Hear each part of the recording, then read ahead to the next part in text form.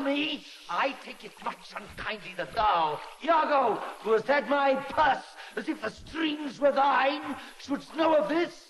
But you will not hear me. Whenever I did dream of such a matter, abhor me. Thou toldst me. Thou didst hold him in thy hate. Despise me if I do not. 3 great ones of the city, in personal suit to make me his lieutenant, are kept to him. And by the faith of man, I know my price. I am worth no worse a place.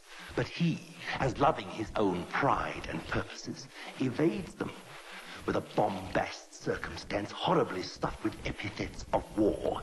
And in conclusion, none suits my mediators. For, certes, says he, I have already chose my office. And what was he? Forsooth, a great arithmetician, one Michael Cassio, a Florentine, that never set a squadron in the field, nor the division of a battle knows more than a spinster. Mere prattle without practice is all his soldiership. Yet Cassio had the election, and I, of whom his eyes had seen the proof at Rhodes, at Cyprus, and on other grounds, Christian and heathen, must be beleed and calmed. He, in good time, must his lieutenant be, and I, God bless the mark, his moorship's ensign. By heaven, I rather would have been his hangman. Aye, there's no remedy. 'Tis the curse of service. Preferment goes by letter and affection, not by the old gradation where each second stood heir to the first. And now, sir, be judge yourself whether I, in any just term, am a fine to love the Moor. I would not follow him, then. Oh, sir, content you. I follow him to serve my turn upon him. We cannot all be masters, nor all masters cannot be truly followed. You shall mark many a duteous and knee-crooking maid, doting on his own obsequious bondage, wears out his time, much like his master's ass, for naught but provender. And when he's old, cashiered. With me, such honest knaves.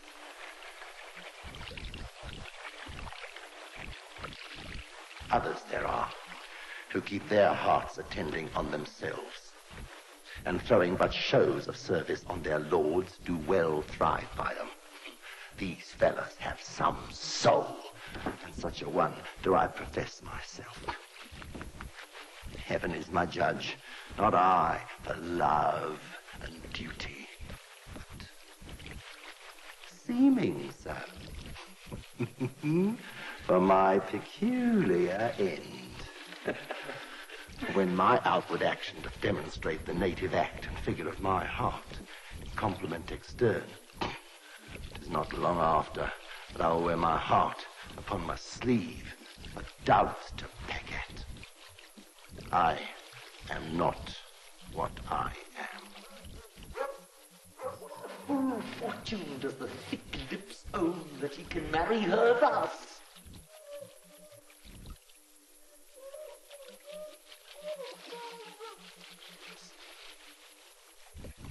Call up her father. Rouse him. Make after him. Poison his delight. Incense her kinsman. Here is her father's house. I'll call aloud.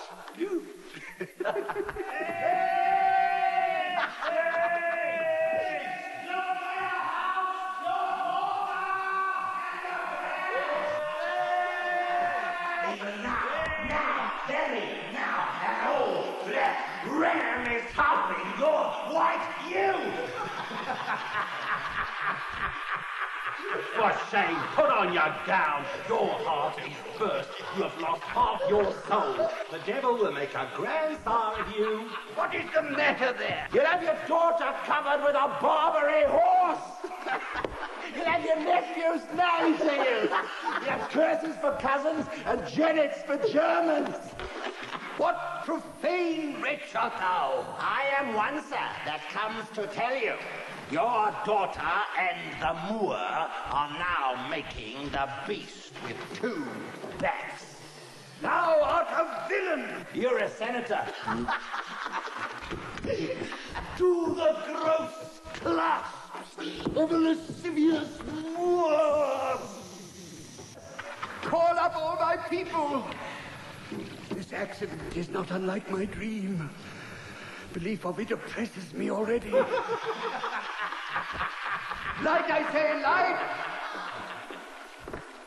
Farewell.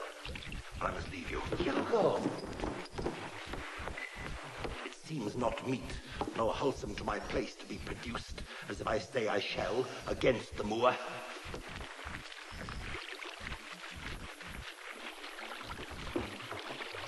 It is too true an evil. Gone she is.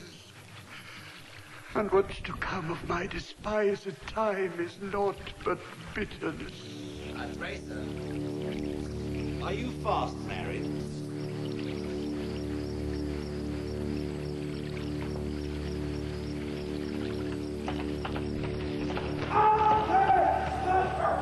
Servant of the Duke, and my lieutenant. What is the matter, Michael? Something of Cyprus, as I may divine it, is a business of some heat. You have been hotly called for. When being not at your lodging to be found, the Senate had sent about 3 several quests to search you out. Is well I'm found by you. I will but spend a word here in the house and go with you. Aged, what makes you here? Faith, he tonight hath boarded a land carrack. If it prove lawful prize, he's made forever. I do not understand. He's married. To who? Married to... Come, General, will you go? Have with you. Here comes another troop to seek for you. It is Brabantio, General, be advised, he comes to bad intent. Oh, thou foul thief! Where'st thou stowed my daughter? Good signor. You shall more command with years than with your weapons. Damned as thou art, thou hast enchanted her. For I refer thee to all things of sense.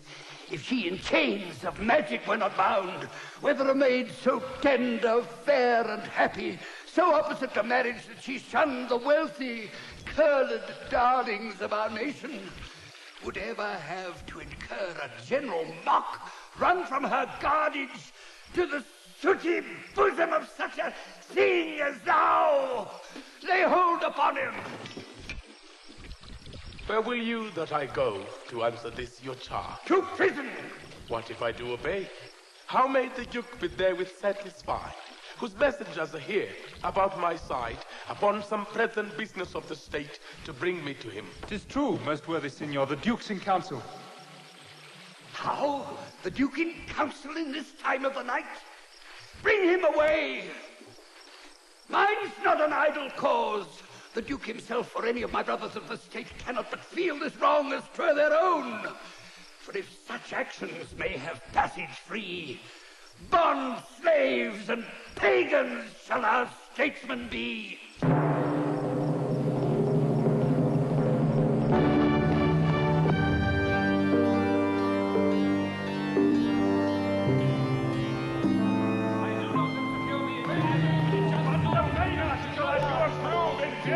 Opposition to these news and give them credit. My letter says 107. And mine too. Mine 140. Yet do they all confirm a Turkish fleet and bearing up to Cyprus? Nay, it is possible enough to judgment. A messenger from the galleys. Turkish preparation makes for Rome. Say again. The Turkish preparation makes for Rome. How say you by this check? 'Tis a pageant to keep us in false gaze. When we consider that Cyprus more concerns the Turk than Rhodes, we must not think the Turk is so unskillful to leave that latest which concerns him first. Nay, in all confidence, he's not for Rhodes. Here is more news. The Ottomites! Reverend and gracious, the Ottomites! Steering with due course toward the Isle of Rhodes, have there enjoined it with an after fleet. How many? Of 30 sail. and now they do restem their backward course, bearing with frank appearance their purposes towards Cyprus. I thought. Signor Montano, your trusty and most valiant governor, thus prays you to relieve him. 'Tis certain then for Cyprus. Here comes the Moor.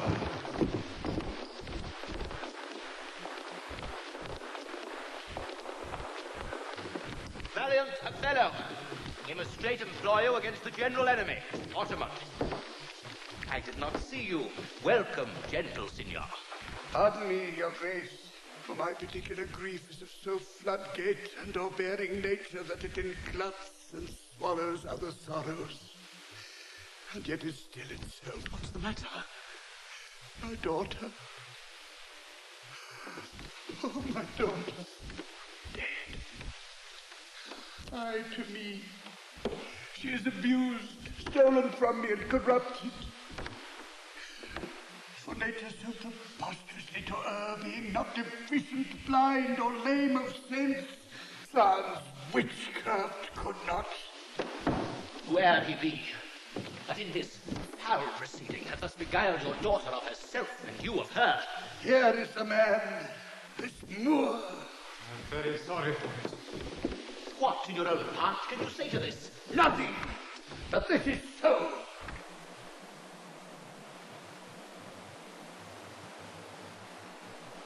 Most potent, grave, and reverend signors, my very noble and approved good masters, that I have taken away this old man's daughter, it is most true.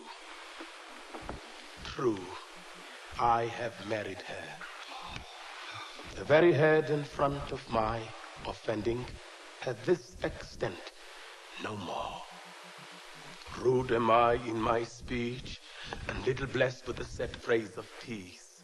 Yet, by your gracious patience, I will a round, unvarnished tale deliver of my whole course of love.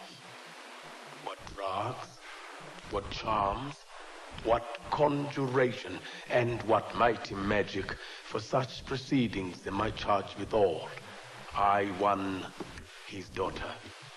A maiden never bold of spirit, so still inquired that her motion blushed at herself.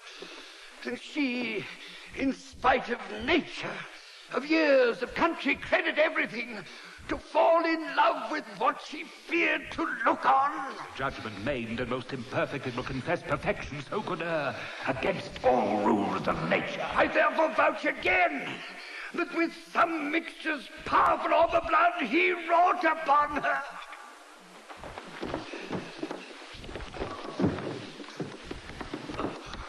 Vouch this is no proof. Did you, by indirect or forced course, poison the young maid's affection? I do beseech thee, send for the lady to the sagittary, and let her speak of me before her father. Ancient, conduct them. You best know the place.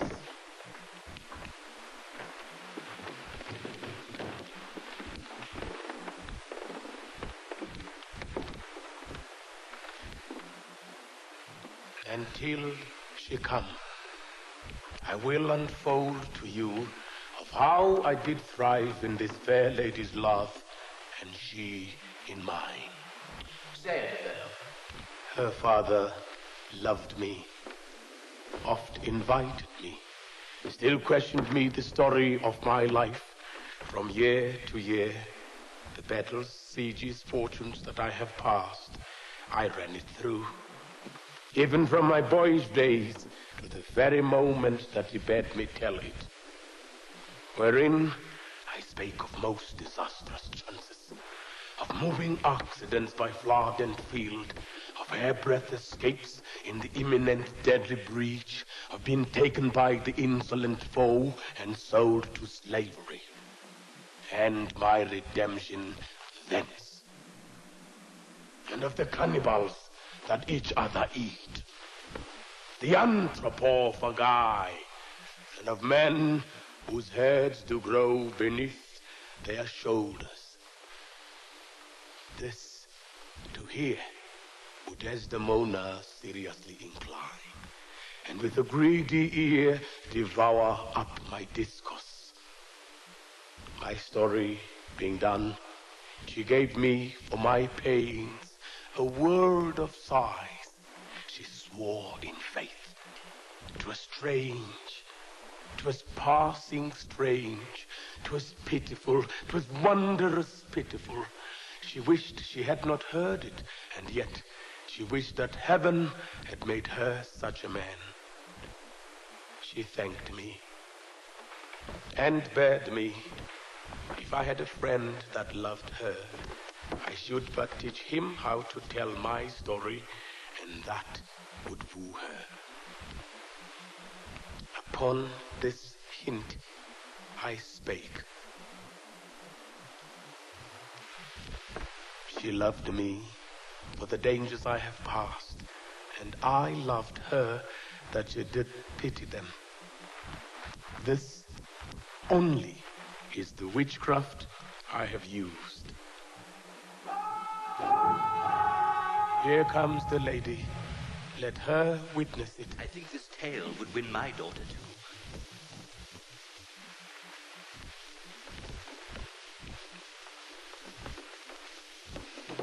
Come hither, gentle mistress. Do you perceive in all this company where most you owe obedience? My noble father, I do perceive here a divided duty. To you I am bound for life and education. My life and education both do learn me how to respect you. You are lord of all my duty. I am hitherto your daughter. But here's my husband. And so much duty as my mother showed to you, preferring you before her father. So much I challenge that I may profess due to the Moor, my lord. God be with you. I have done. Please it your grace, to the state affairs. I had rather to adopt a child than get it. Come hither, Moor. I here do give thee that with all my heart, which but thou hast already with all my heart I would keep from thee. For your sake, jewel, I am glad at soul I have no other child, for thy escape would teach me tyranny to hang clogs on them.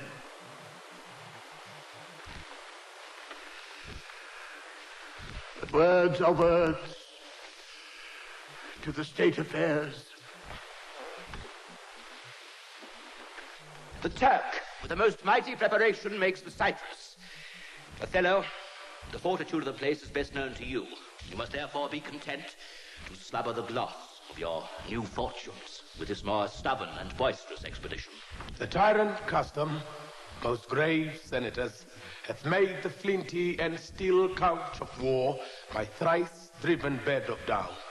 I do acknowledge the natural and prompt alacrity I find in hardness, and do undertake this present war against the Ottomans. Most humbly, therefore, bending to your state, I crave fit disposition for my wife, as levels with her breeding.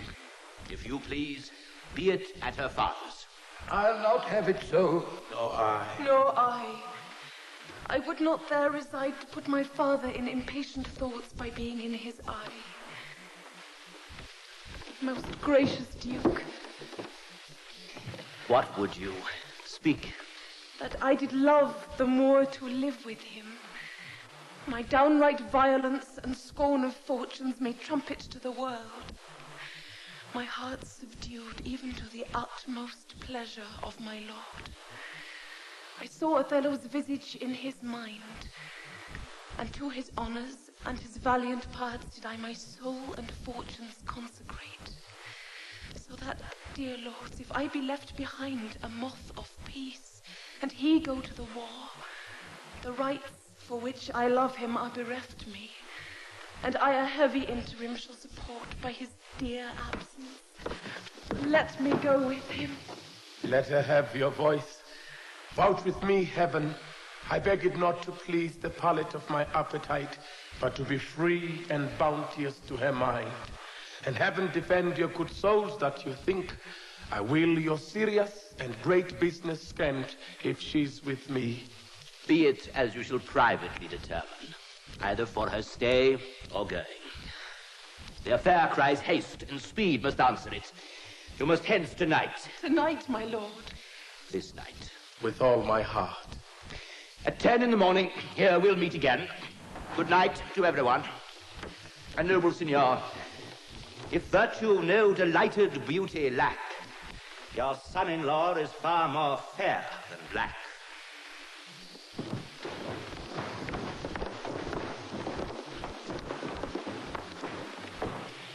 Adieu, brave Moor. Use Desdmémona well.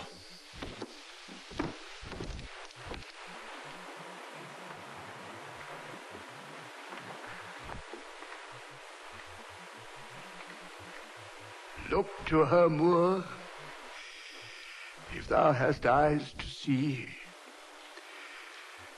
She has deceived her father, and may thee.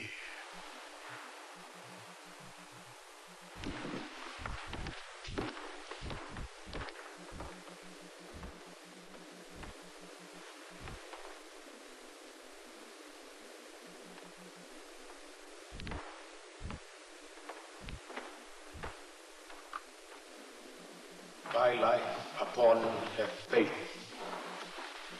Honest Iago, my Desdemona must I leave to thee.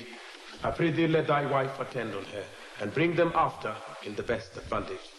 So.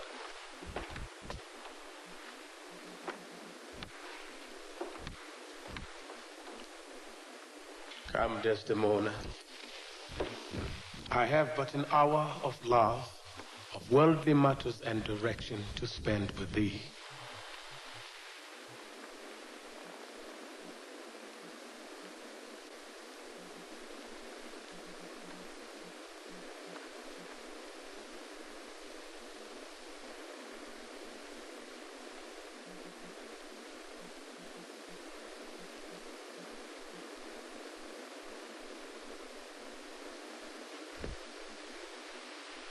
We must obey the time.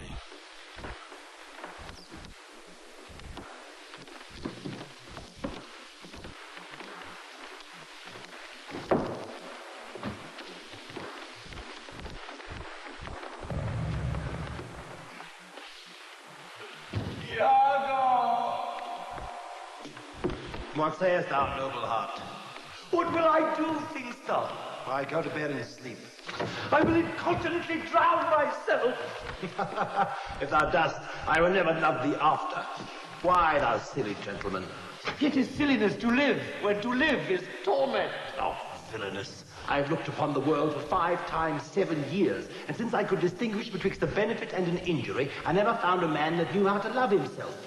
Ere I would say I would drown myself for the love of a guinea hen, I would change my humanity with a baboon. What shall I do?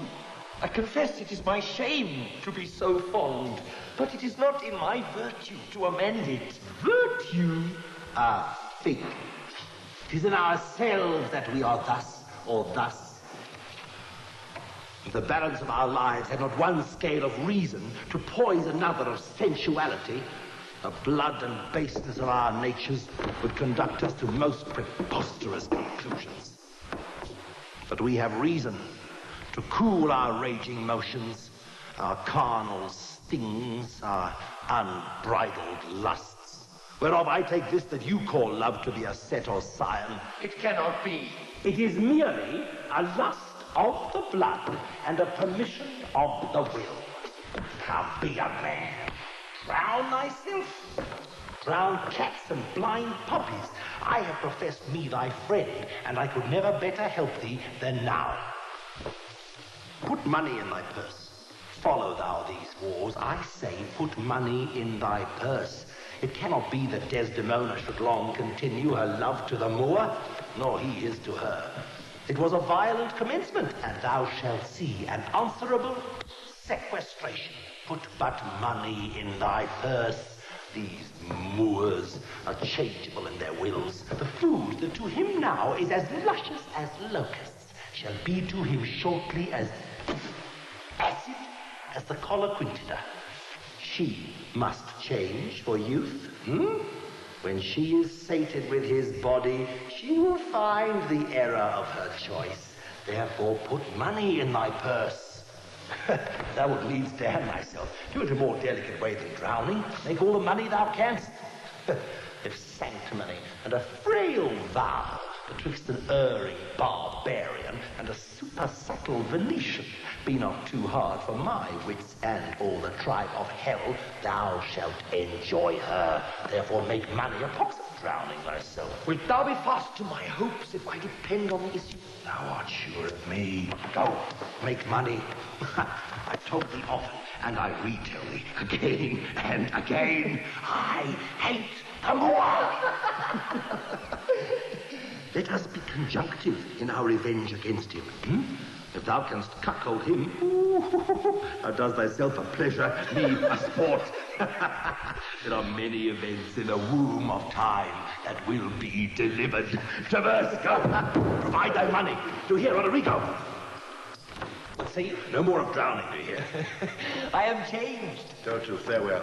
Put money enough in thy purse and sell all my lands! Thus do I ever make my fool my purse. For I, mine own gained knowledge, should profane if I would time expend with such a snipe, but for my sport and profit. I hate the Moor, and 'tis thought abroad that twixt my sheets he's done my office.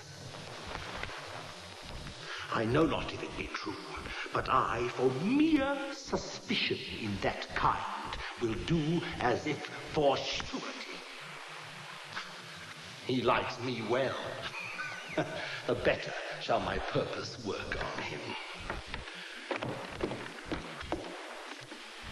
Cassio's a proper man. Let me see now, to get his place. How?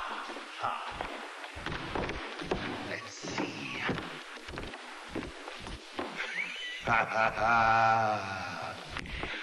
After some time, to abuse Othelo's ear that he is too familiar with his wife. Cassio is a person framed to make women false.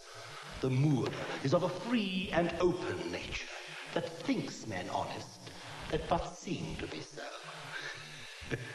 and will as tenderly be led by the nose as asses are.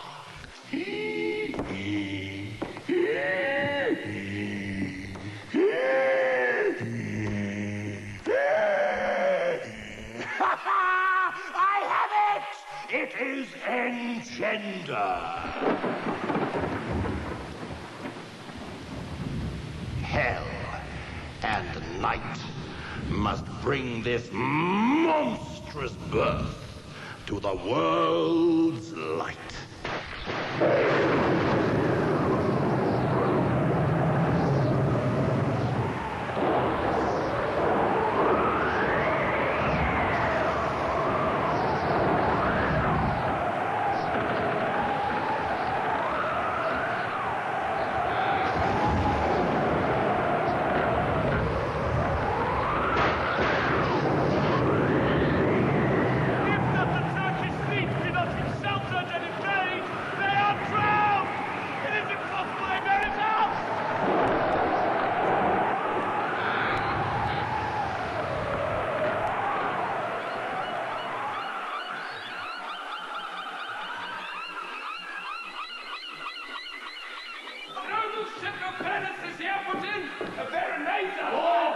Cassio is come on shore. The Moor himself's at sea and is in full commission here for Cyprus. Welcome, sir. Thank you, good Montano.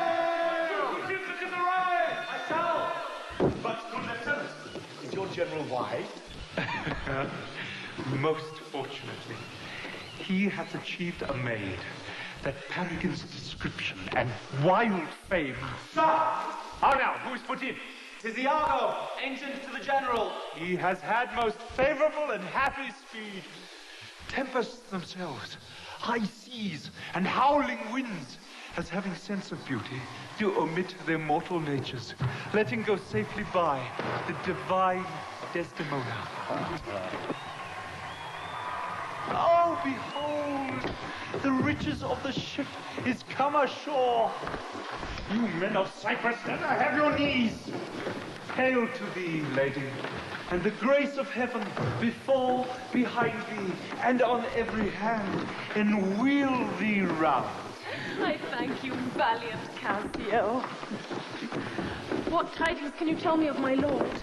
He is not yet arrived, nor know I aught but that he is well and will be shortly here. Oh, but I fear.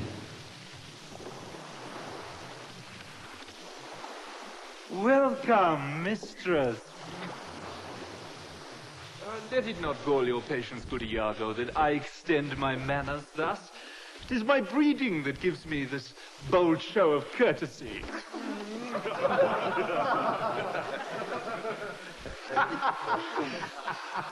Sir, would she give you so much of her lips as of her tongue she oft bestows on me, you'd have enough. Alas, she has no speech. In faith, too much. I find it still when I have list to sleep. You have little cause to say so. Come on, come on. You are pictures out of doors.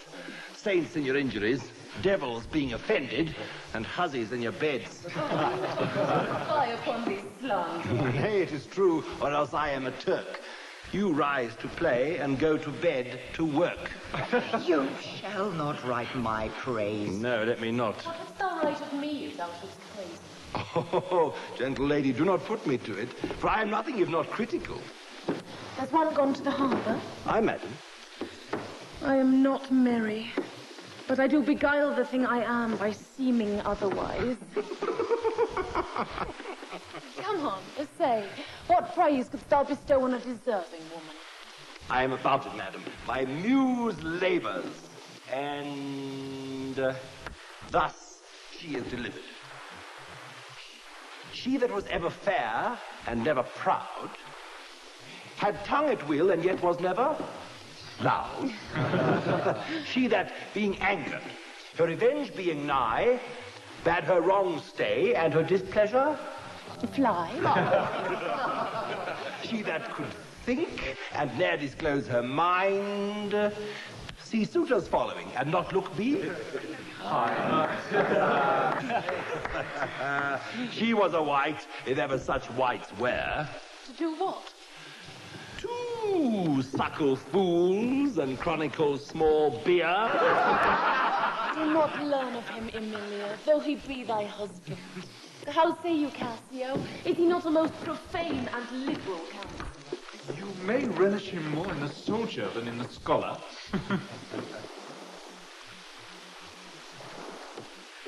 He takes her by the palm. Aye, well said. Whisper, with as little a web as this will I ensnare as great a fly as Cassio. Aye, smile upon her, do. I'll catch you in your own courtesies. Such tricks as these strip you out of your lieutenantry. It'd been better you'd not kissed your 3 fingers so oft. Yet again your fingers to your lips. Very good, well kissed, an excellent courtesy. I know his trumpet. Truly so. Let's meet him and receive him. Know where he comes.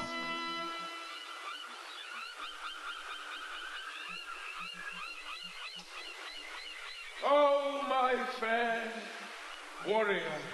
My dear Otelo.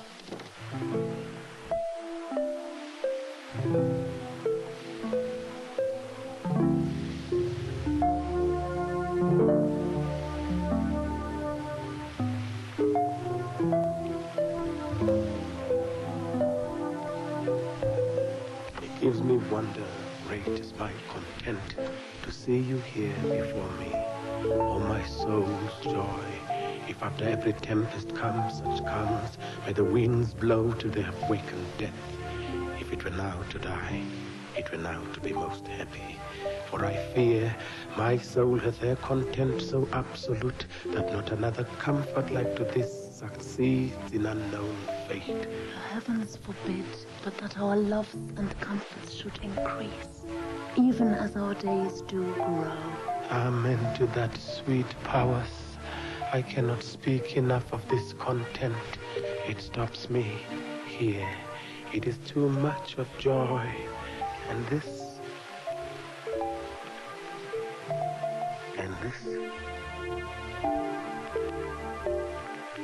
The greatest is God's be that e'er our hearts shall make.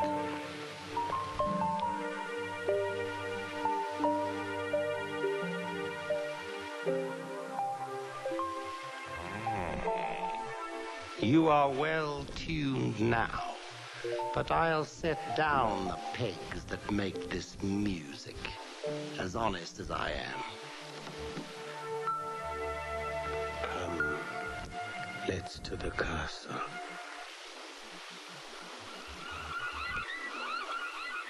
News, friends! Our wars are done!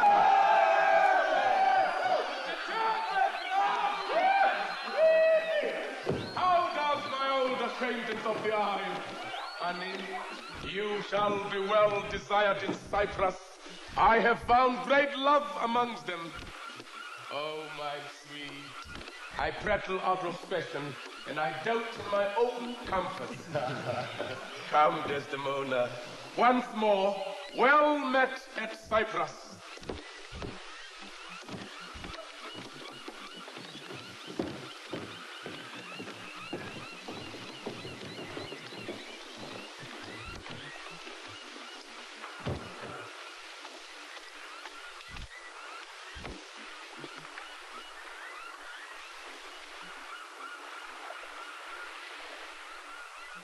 Come hither. If thou beest valiant, as they say, base men being in love have then a nobility in their natures more than is native to them. Lift me.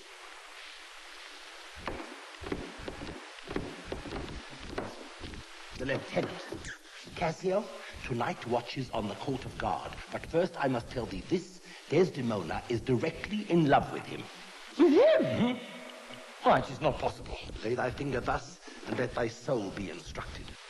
Mark me with what violence she first loved the Moor.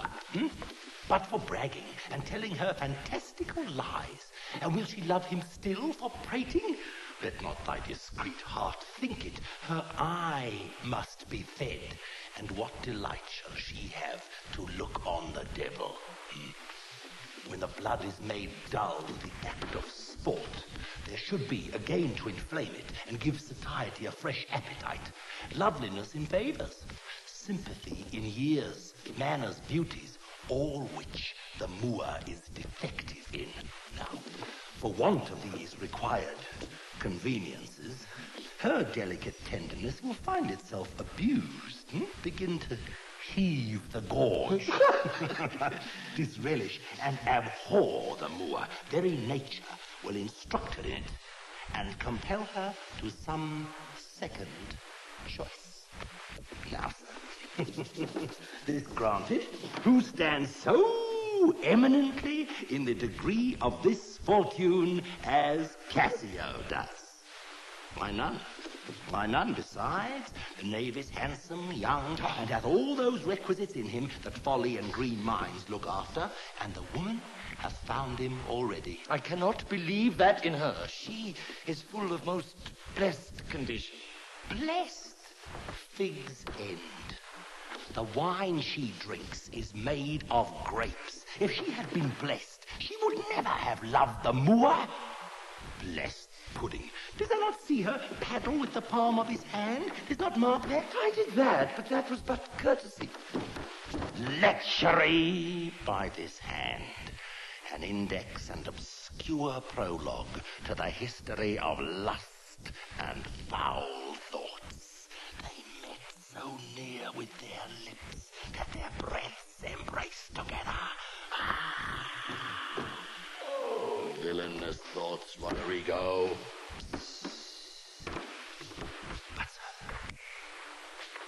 Be you ruled by me. I have brought you from Venice. Watch you tonight. I'll not be far from you. Do you find some occasion to anger Cassio? Well, sir, he's rash and very sudden in choler, and happily may strike at you. Oh, provoke him that he may, for even out of that will I cause the displanting of Cassio. So shall you have a shorter journey to your desires. You'll do this, if I can bring it to any opportunity. I warrant thee. Farewell. Adieu. That Cassio loves her, I do well believe it. That she loves him, 'tis apt, and of great credit. The Moor, howbeit I endure him not, is of a constant, loving, noble nature, and I dare think he'll make to Desdmémona a most dear husband. Now, I do love her too. Not out of absolute lust, but partly led to diet my revenge. For that I do suspect the lusty Moor hath leaped into my seat. The thought whereof doth, like a poisonous mineral, gnaw my innards, and nothing can or shall content my soul till I am even with him, wife for wife. Or, failing so, yet that I put the Moor at least into a jealousy so strong that judgment cannot cure. Which thing to do, if this poor trash of Venice stand the putting on, I'll have our Michael Cassio on the hip, abuse him to the Moor in the rank garb. For I fear Cassio with my nightcap too. Make the Moor thank me, love me, and reward me for making him egregiously an ass, and practicing on his peace and quiet even to madness.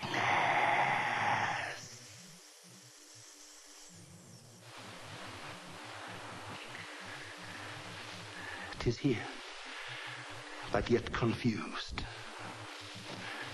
Knavery's plain face is never seen till used.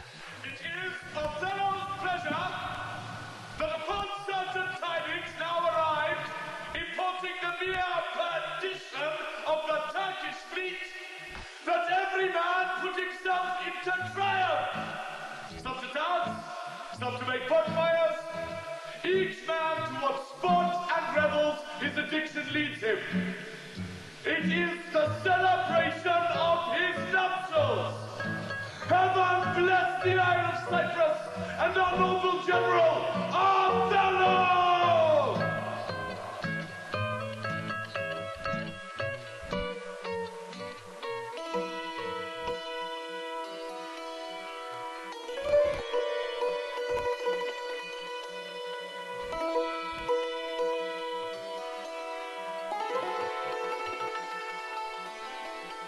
Good Michael, look you to the guard tonight.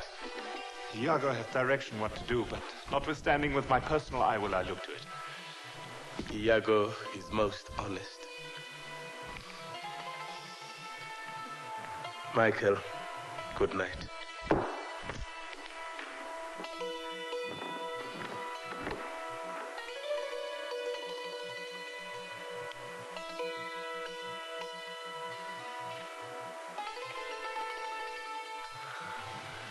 Purchase made, the fruits are to ensue.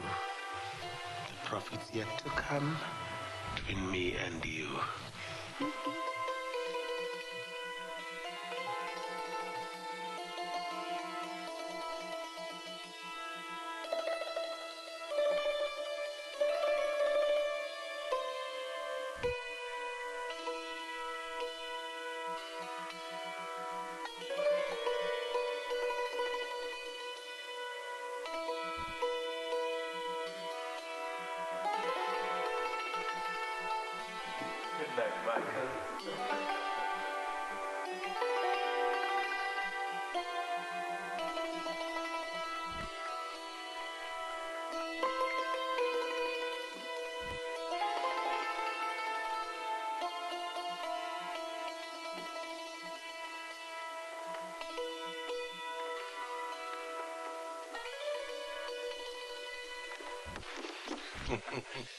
Well, come, Iago.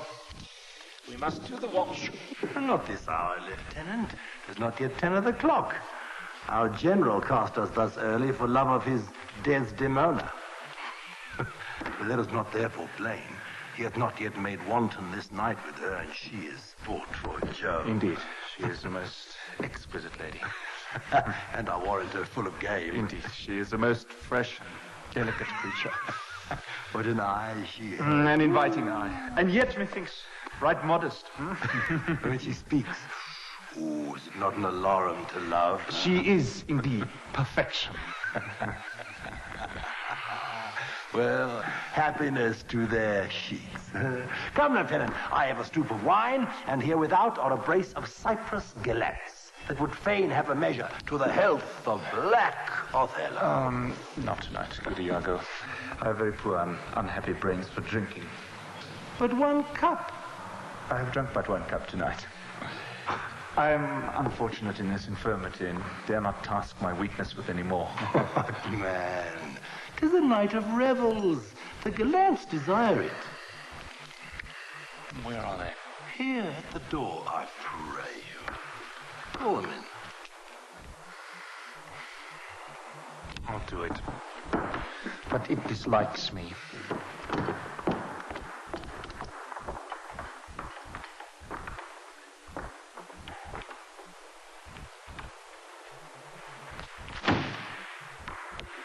If I can fasten but 1 cup upon him with that which he hath drunk tonight already, he'll be as full of quarrel and offence as my young mistress dog. Now, amongst this flock of drunkards, am I to put our Cassio in some action that may offend the isle? But here they come. In consequence to but approve my dream, my boat sails freely, both with wind and stream. Good faith, but a little one. Not past a pint, as I'm a soldier. The wine, boys, and let me the Canagan drink, and let me the Canagan drink. A soldier's a man's life's but a stand. Wine in! Let a soldier drink. Oh, God! This is an excellent song. Yes, I learned it in England. Where indeed they are most potent in spotting. No Englishman so expert in his drinking. He drinks you with facility, you dame dead drunkard. Sweat not to overthrow your German. He gives your Hollander a vomit, and the next bottle can be filled. To the health of our general! General! I am for it, Lieutenant, and I'll do you justice. Oh,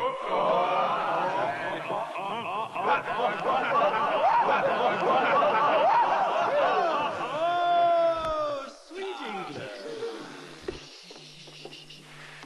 King Stephen was a worthy peer. His riches cost him but a crown. He held them sixpence all too dear. With that he called the tale aloud. He was a king of high renown, and thou art but of low degree. 'Tis pride, pulls the country down. No! Take thine old cloak about thee. Take thine old cloak about thee. Oh, God! It's a more exquisite song than the other. Will you hear it again? King Stephen was a worthy peer. No! His rich For I hold him to be unworthy of his place, who does those things. Well, God's above all, and there be souls that must be saved, and there be souls that must not be saved. It's true, good Lieutenant. For mine own part, no offense to the General, no any man of quality, I hope to be saved. And I. And so do I too, Lieutenant. I, by your leave, not before me. The lieutenant is to be saved before the ancient.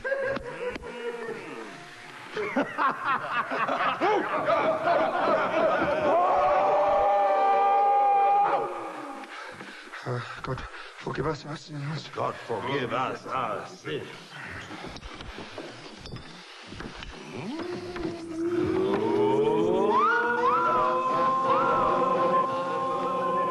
Do not think, gentlemen, that I am drunk. This is my ancient. This is my right hand, and this is my left hand. I am not drunk now. I can stand well enough and speak well enough. Excellent. Right. Very well.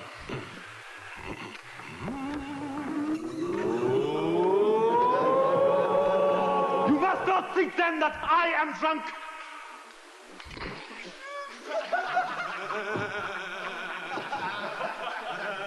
To the platform, masters, come! Let's set the watch! You see this fellow that is gone before?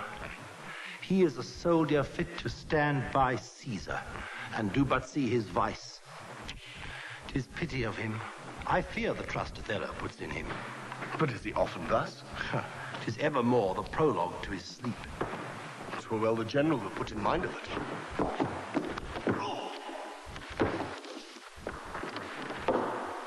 Now, Rodrigo, I pray you, after the lieutenant. And 'tis great pity the noble Moor should hazard such a place as his own second with one of ingraft infirmity.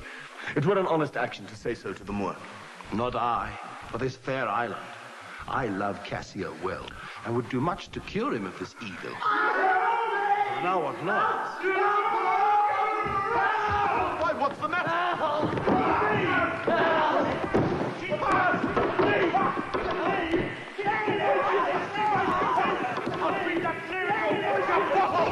Does the preach?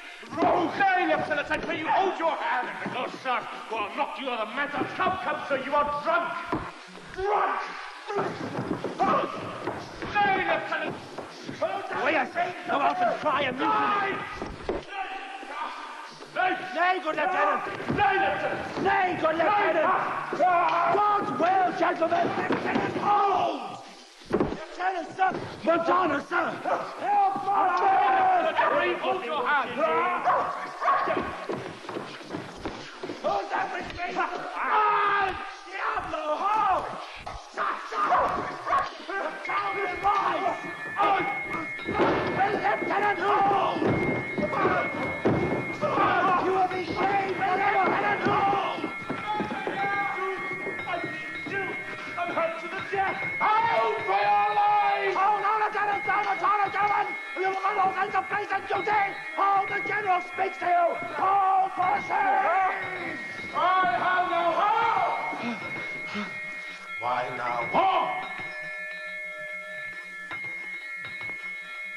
From whence arises this? For Christian shame would buy this barbarous brawl. Bastard! He that stirs next to carve for his own rage holds his soul light. He dies upon his motion. Silence that dreadful bell! It frights the isle from her propriety. What is the matter, masters? Honest Iago, that looks dead with grieving, speak. Who began this? On thy love I charge thee. I do not know. Friends, all but now. Even now. In court and in term, like bride and groom, divesting them for bed. And then but now, swords out and tilting one at other's breast. in opposition bloody. I cannot speak. How comes it, Michael? You are thus forgot? I pray you pardon me. I cannot speak. Worthy Montana, you were wont to be civil. The gravity and stillness of your youth the world hath noted. What is the matter?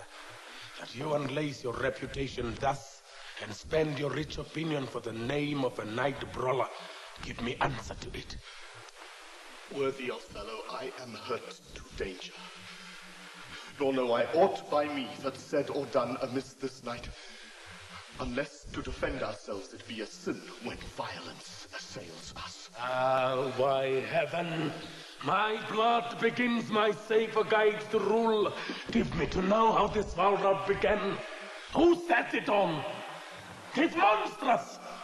Iago, who began it? If thou dost deliver more or less than truth, thou art no soldier. Touch me not so near. I'd rather have this tongue cut from my mouth than it should do offense to Michael Cassio.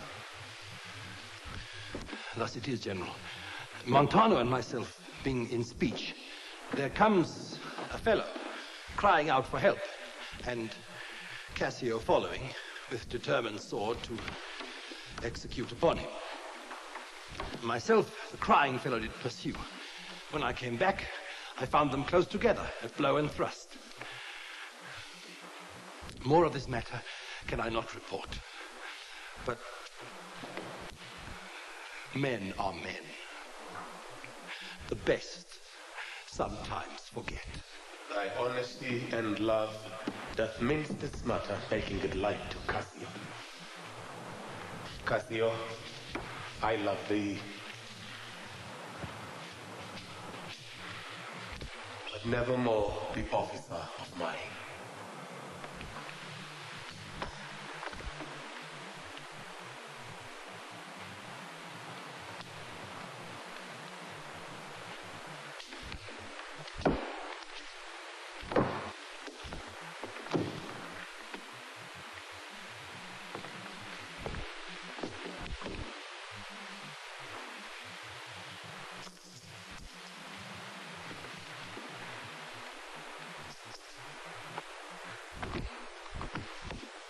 Look, if my gentle love be not raised up, I'll make thee an example. What is the matter?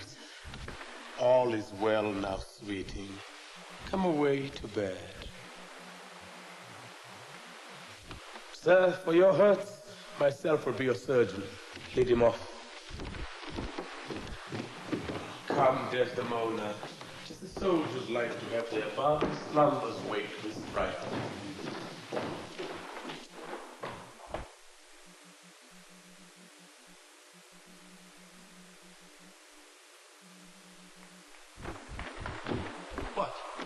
Are you hurt, Lieutenant? I passed all surgery.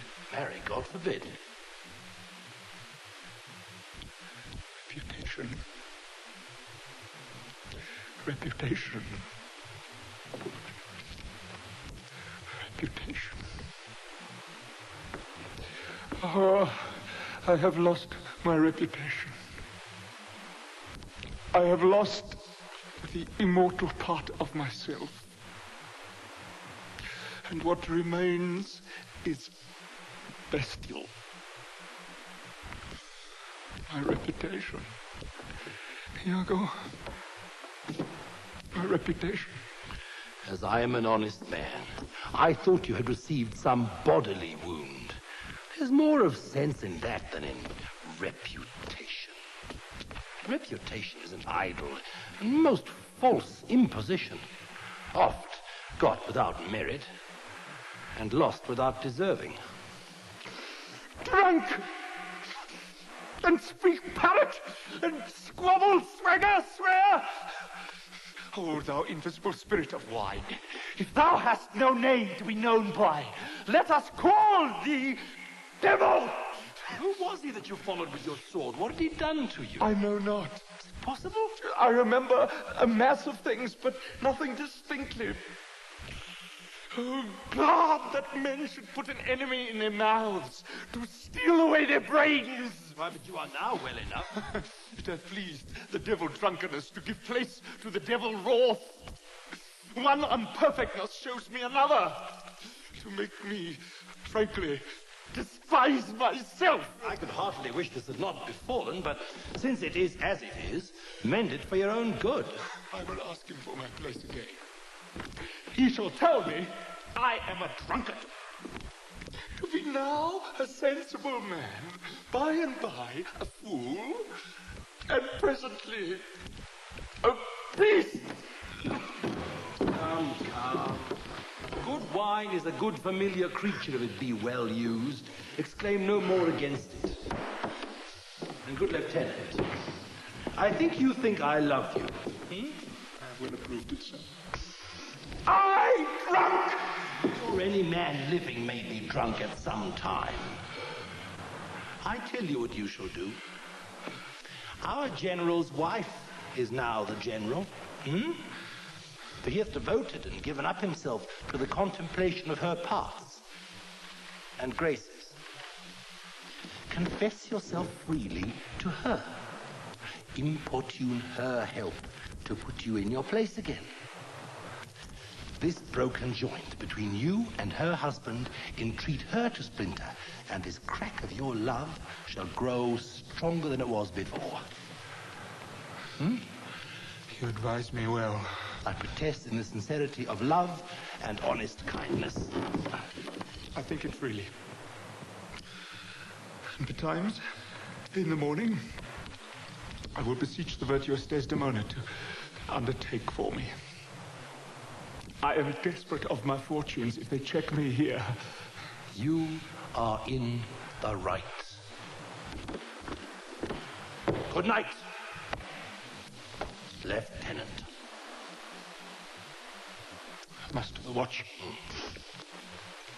Good night. Honest Iago.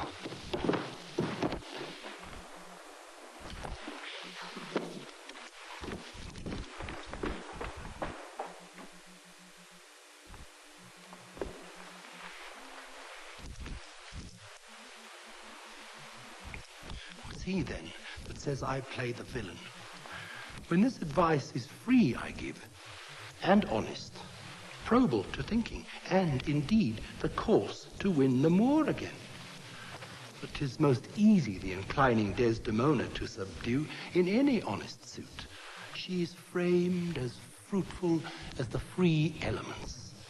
And then for her to win the Moor, were it to renounce his baptism, his soul is so infettered to her love that she may make unmake do what she list, even as her appetite shall play the god with his weak function. How am I then a villain? To counsel Cassio to this parallel course directly to his good.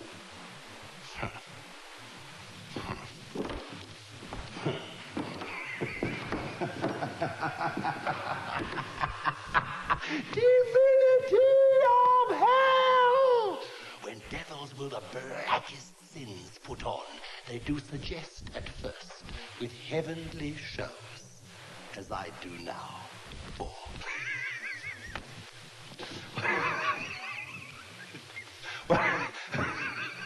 Whilst this honest fool plies Desdemona to repair his fortunes, and she for him pleads strongly to the Moor, I'll pour this pestilence into his ear, that she repeals him for her body's lusts.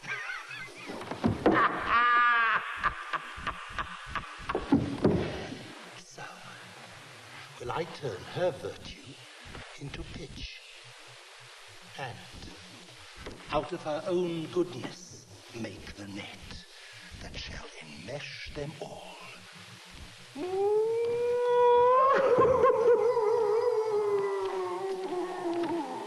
How now, Rodrigo? I do follow here in the chase, not like a hound that hunts, but one that fills up the cry. My money is almost spent. I have been, tonight, exceedingly well cudgelled, And I think the issue will be, I will have so much experience for my pains, and so, with no money at all, and a little more wit, return again to Venice.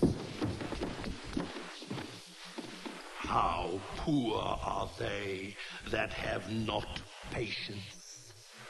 What wound did ever heal but by degrees? Does it not go well? Cassio hath beaten thee. And thou, by that small hurt, hath Cassio. Fruits that blossom first will first be ripe. Content thee a while. Oh, by the mass, 'tis morning.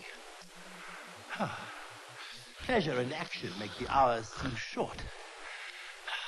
Retire thee, go where thou art billeted. Away, I say, thou shalt no more hereafter. Nay, get thee gone! 2 things are to be done. My wife must move for Cassio to her mistress. I'll set her on. Myself, the while, to draw the Moor apart and bring him, jump, when he may Cassio find, soliciting his wife. Aye, that's the way. Dull not device by coldness and delay.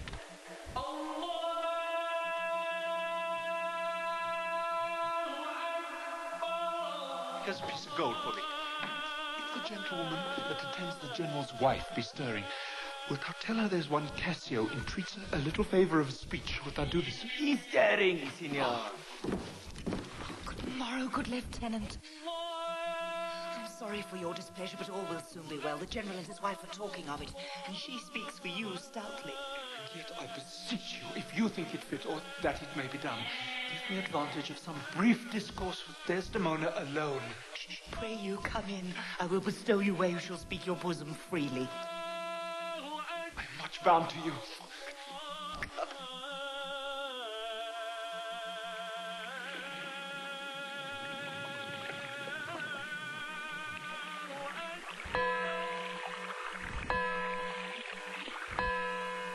These letters give Iago to the pilot, and by him do my services to the state.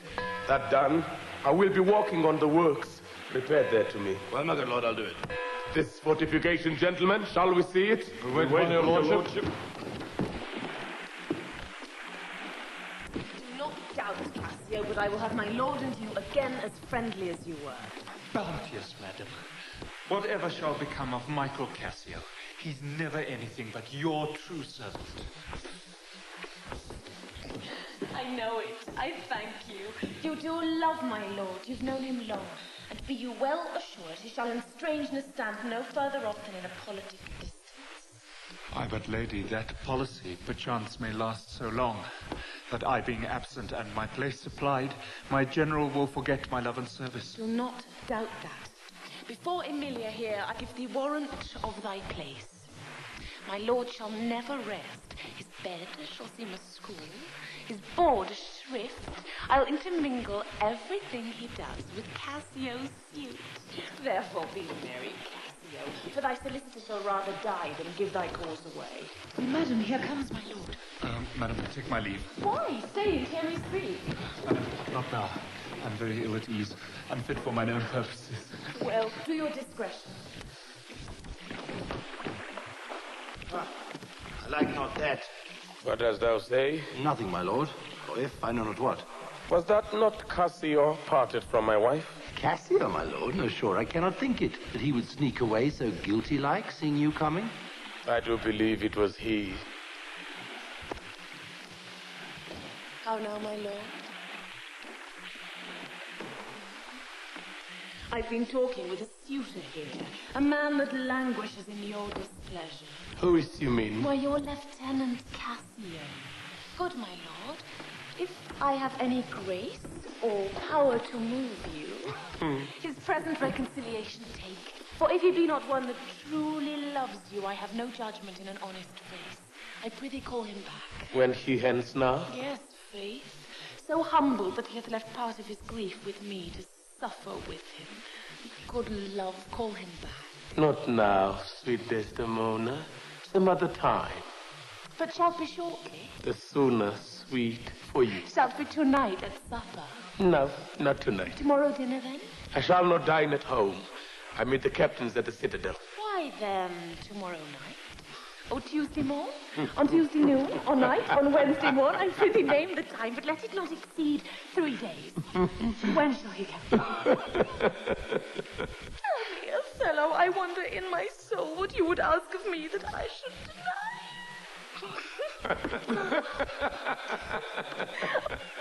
I'll stand so mammering on. What?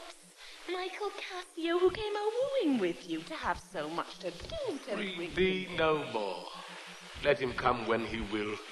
I will deny thee nothing. Why, this is not a boon. 'Tis as I should entreat you wear your gloves, or feed on nourishing dishes, or keep you warm. I will deny thee nothing. Whereon I do beseech thee, grant me this, to leave me but a little to myself. Shall I deny you? No. Farewell, my lord. Farewell, my Desdemona. I'll come to thee straight.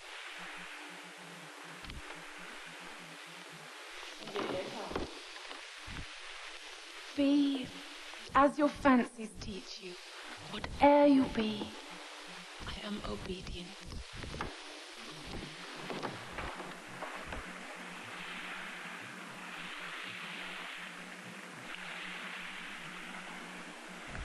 Excellent wretch, perdition catch my soul, but I do love thee, and when I love thee not, chaos is come again.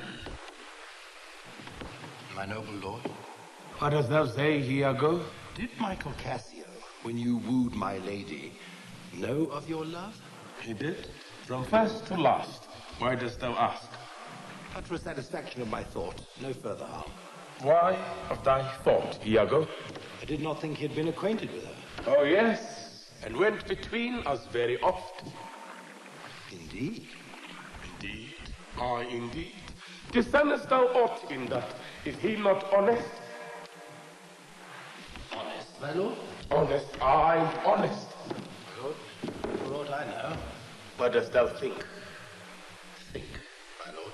Think, my lord. By heavens, he echoes me, as if there were some monster in his thought, too hideous to be shown. Thou dost mean something. I heard thee say but now, thou likest not that, when Cassio left my wife. What didst not like? And when I told thee he was of my counsel, in my whole course of wooing, thou criest, indeed, as if thou then hast shut up in thy brain some horrible conceit. If thou dost love me, show me thy thought. My lord, you know I love you. I think thou dost. And for I know thou art full of love and honesty, and weighest thy words before thou givest them breath. Therefore the stops of thine fright me the more. Well, for Michael Cassio, I dare be sworn, I think that he is honest. I think so too. Men should be what they seem. Second, men should be what they seem. Why then, I think Cassio's an honest man. Nay, yet there's more in this. I pray thee speak, and give thy worst of thoughts the worst of words. Good my lord, pardon me. Though I am bound to every act of duty, I am not bound to that. All slaves are free to utter my thoughts. I say they are vile and false. Thou dost conspire against thy friend Iago, if thou but thinkst him wronged, and makest his ear a stranger to thy thoughts. I do beseech you, though I perchance am vicious in my guess, as I confess it is my nature's plague to spy into abuses, and oft my jealousy shapes faults that are not. I entreat you then to take no notice, nor build yourself a trouble out of my scattering and unsure observance. It were not for your quiet, nor your good, nor for my manhood, honesty, or wisdom to let you know my thoughts. Sons! Good name in man and woman, dear my lord, is the immediate jewel of their souls. Who steals my purse, steals trash. 'Tis something, nothing, 'twas mine, 'tis his. It has been slave to thousands, but he that filches from me my good name robs me of that which not enriches him and makes me poor indeed. By heaven, I know thy thoughts. You cannot. If my heart were in your hand, nor shall not while 'tis in my custody. Oh, beware, my lord, of jealousy. It is the green-eyed monster that doth mock the meat it feeds on. That cuckold lives in bliss, who, certain of his fate, loves not his wronger. But oh, what damned minutes tells he o'er, who dotes, yet doubts, suspects, yet strongly loves. Oh, misery. Good God, the souls of all my tribe defend from jealousy. Wise this. Thinkst thou it make life of jealousy? To follow still the changes of the moon with fresh suspicions? No. To be once in doubt is once to be resolved. It is not to make me jealous to say my wife is fair, feeds well, loves company, is free of speech, sings, plays, and dances well. Where virtue is, these are more virtuous. Nor from mine own weak merits will I draw the smallest fear or doubt of her revolt. For she had eyes and chose me. No, Iago, I'll see before I doubt. When I doubt, prove. And on the proof, there is no more but this. Away at once with love or jealousy. I am glad of this, for now I shall have reason to show the love and duty that I bear you with franker spirit. Therefore, as I am bound, receive it from me. I speak not yet of proof. Look to your wife. Observe her well with Cassio. I would not have your free and noble nature out of self-bounty be abused. Look to it. I know our country's disposition well. In Venice, they do let God see the pranks they dare not show their husbands. Their best conscience is not to leave it undone, but keep it unknown. Dost thou say so? She did deceive her father, marrying you. And so she did? Why go to then? She that so young could give out such a seeming, to seal her father's eyes up close as oak, he thought 'twas witchcraft. But I am much to blame. I humbly do beseech you of your pardon for too much loving you. I am bound to thee forever. I see this other little dashed your spirits.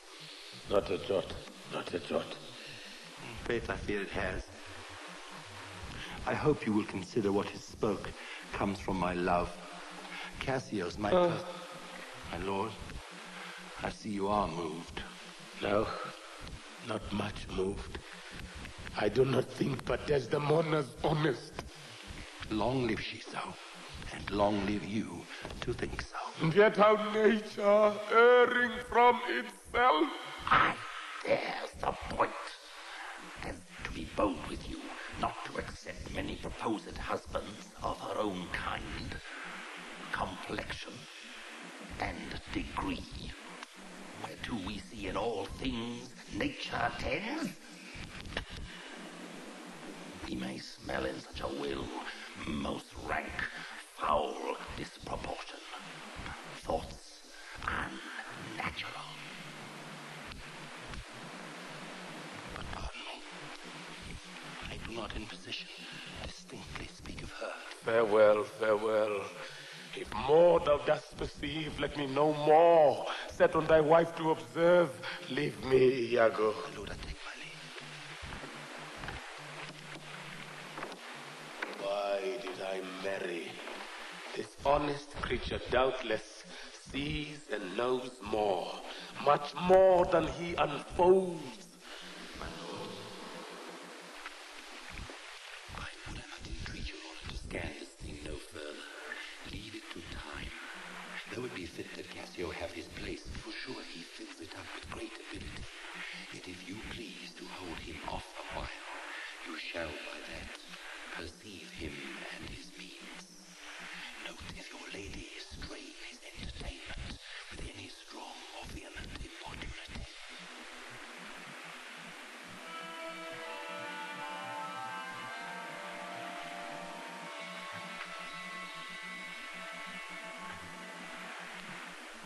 Much will be seen in that.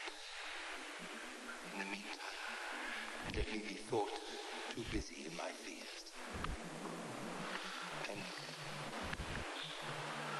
hold her free, I do beseech your honor.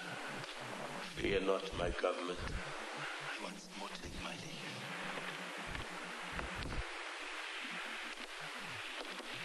This fellow is of exceeding honesty, and knows all qualities with the learned spirit of human dealing. If I do prove her haggard, though that her jesses on my dear heartstrings, I'd whistle her off and let her down the wind to pray at fortune. Happily, for I am black, and have not those soft parts of conversation that chamberers have. Or I am declined into the vale of years, yet that's not much. She's gone. I am abused, and my relief must be to loathe her. Oh, curse of marriage, that we can call these delicate creatures ours and not their appetites. I had rather be a toad and live upon the vapor of a dungeon than keep a corner in the thing I love for others' uses. Yet, 'tis the plague of great ones. Prerogatived are they less than the base. 'Tis destiny, unshunnable, like death.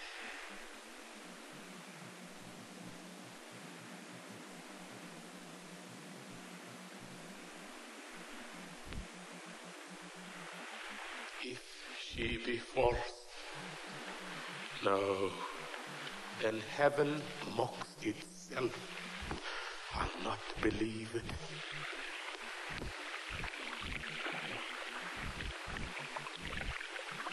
How now, my dear Othello? Your dinner and the generous islanders by you invited to attend your presence. I am to blame. Why do you speak so faintly? Are you not well? I have a pain upon my forehead here. Faith, that's with watching. Pull away again.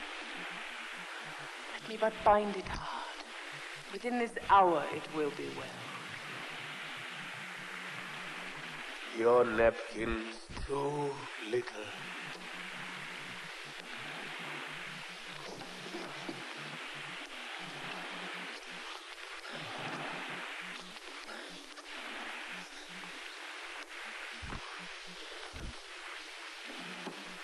Come.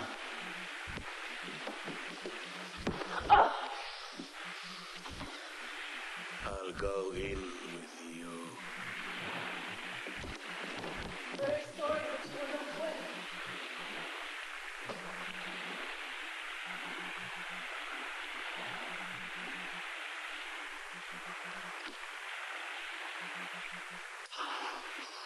I am glad I have found this napkin.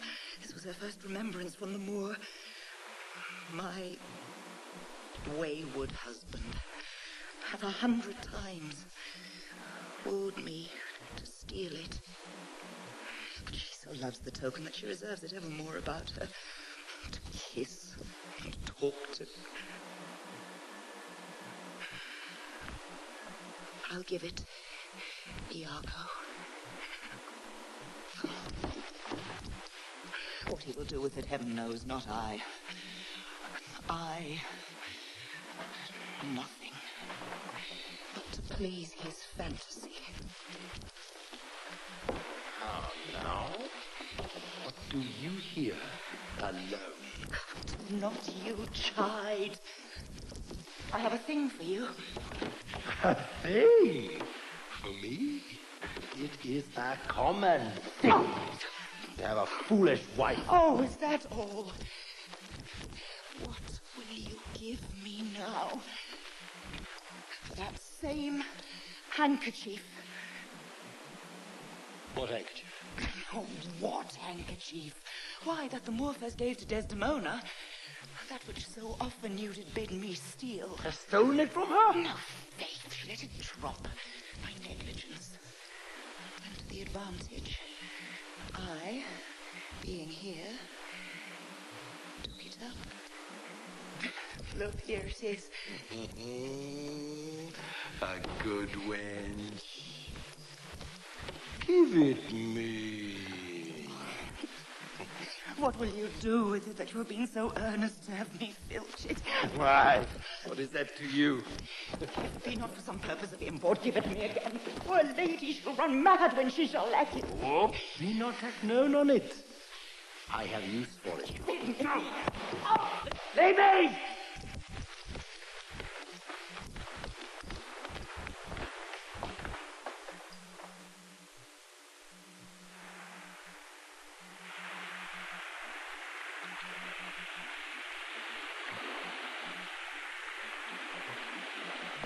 I will in Cassio's lodging lose this napkin. Let him find it. Trifles, light as air. Ah, to the jealous, confirmations strong as proofs of holy writ. This may do something. The Moor already changes with my poison. Dangerous conceits are in their natures poisons, which, with a little act upon the blood, burn like the mines of sulfur. I did say so. Look where he comes. Not poppy, nor mandragora, nor all the drowsy syrups of the world shall ever medicine thee to that sweet sleep which thou owedst yesterday.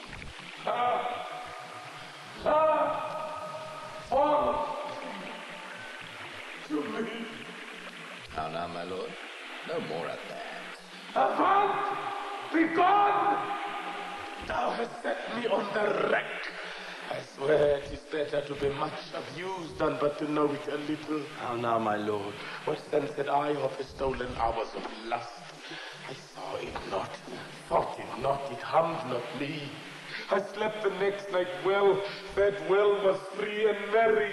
I found not Cassio's kisses on her lips. He that is robbed, not wanting what is stolen, let him not know it, and he's not robbed at all. I'm sorry to hear this. I'd been happy if the General Kemp, Pinus, and all had tasted the sweet body, so I had nothing known. Oh no, forever. Farewell the tranquil mind. Farewell content. Farewell the plumed troop and the big wars that make ambition virtue. Oh, farewell. Farewell the neighing steed and the shrill trump, the spirit-stirring drum, the ear-piercing fife, the royal banner and all quality, pride, pomp, and circumstance of glorious war. Farewell, Othelo's occupations gone.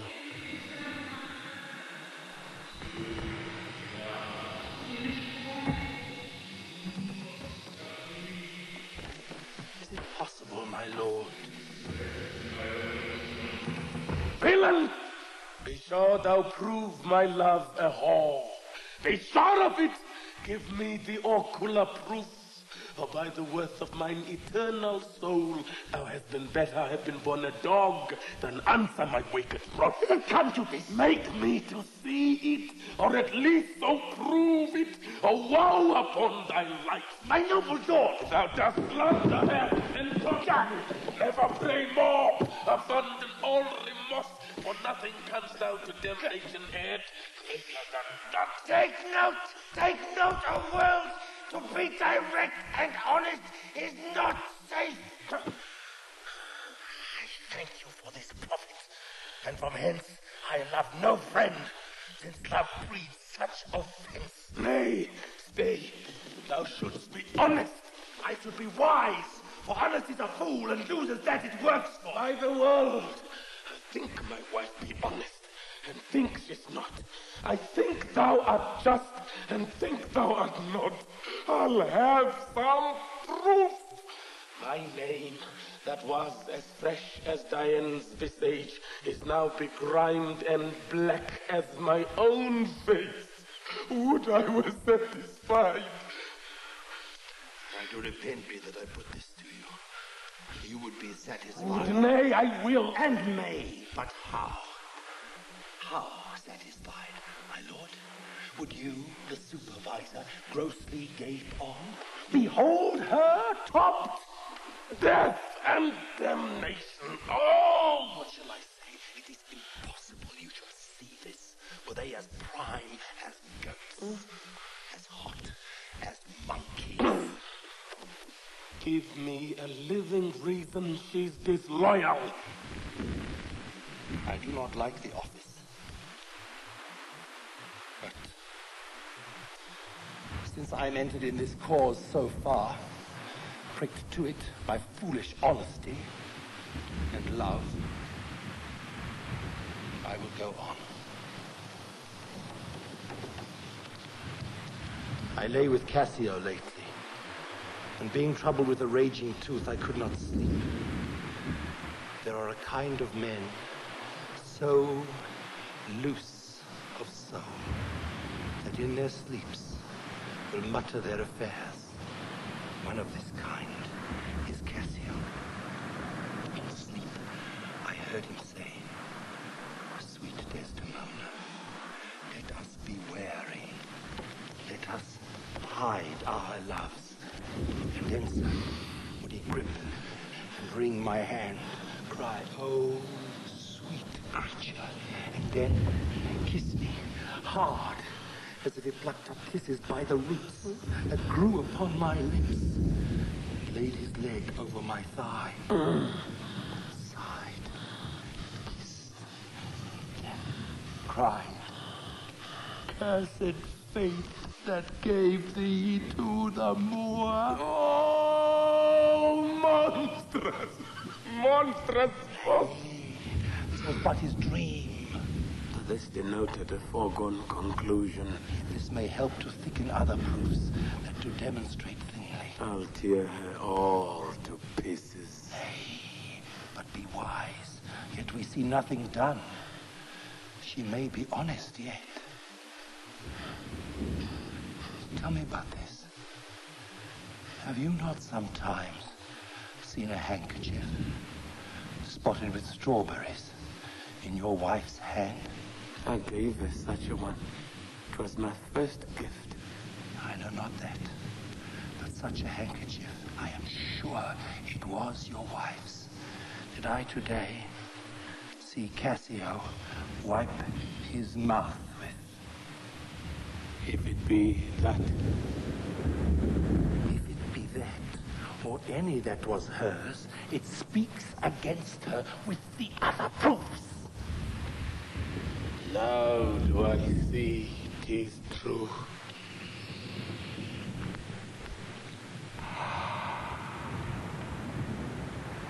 Look, Iago, all my fond love thus do I blow to heaven.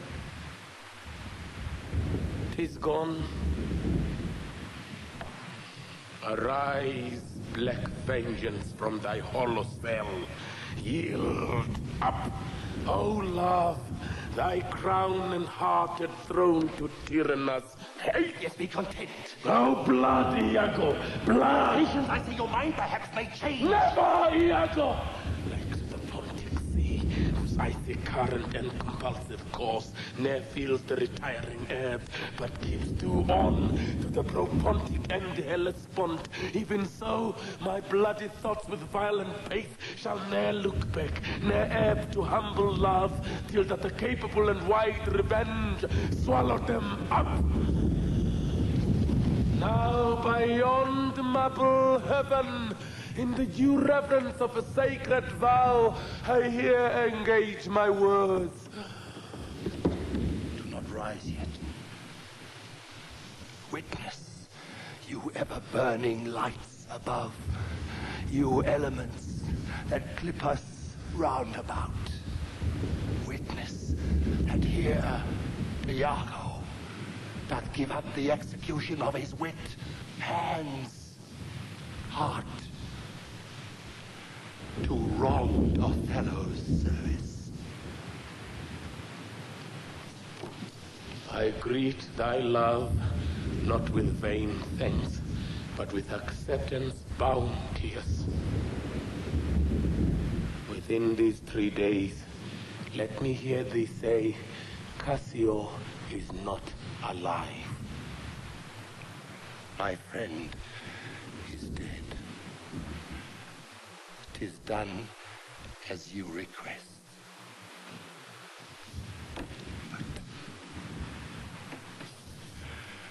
Let her live. Damn her! Lewd minx!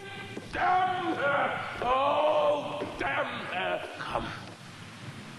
Go with me apart. I will withdraw to furnish me with some swift means of death for the fair devil. Now